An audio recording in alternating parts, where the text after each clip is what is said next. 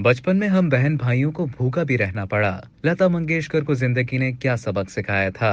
Legendary Gulkara Lata Mangeshkar, जिन्होंने भारत में मौसीकी की सनत पर अशरों तक राज किया, लेकिन एक पुराने इंटरव्यू में उन्होंने अपनी जिंदगी के इब्तिदाई वर्षों में अपने खानदान को दरपेश माली परेशानियों पर गुफ्तगू की थी। उन्होंने कहा था कि उनके बचपन में माली खस्तगी का ये आलम था कि खाने पीने को कुछ न हुआ करता था। याद रहे कि लता मंगेशकर के वालिद पंडित दीनानाथ मंगेशकर एक मराठी थिएटर एक्टर और क्लासिकल गुलकार थे।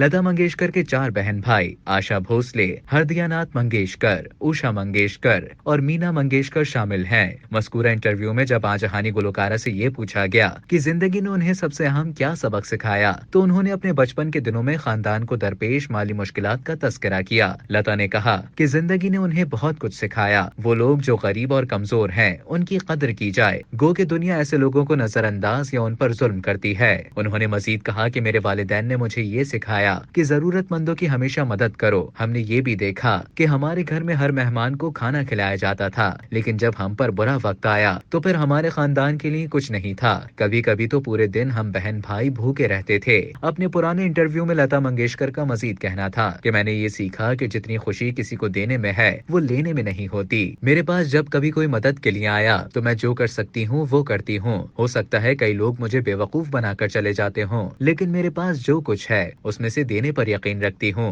अजीम गुलकारा लता मंगेशकर 25 दिन से कोरोना वायरस में मुब्तला होने के बाद मुंबई के अस्पताल में जेर इलाज रहीं, जिसके बाद 6 फरवरी 2022 को दुनिया फानी से रुखसत हो गयी। अब तक के लिए इतना ही। मजीद इसी तरह की मालूमात हासिल करने के लिए डेली जंग के YouTube चैनल को सब्सक्राइब करें और Facebook के पेज को लाइक करना ना भूलें।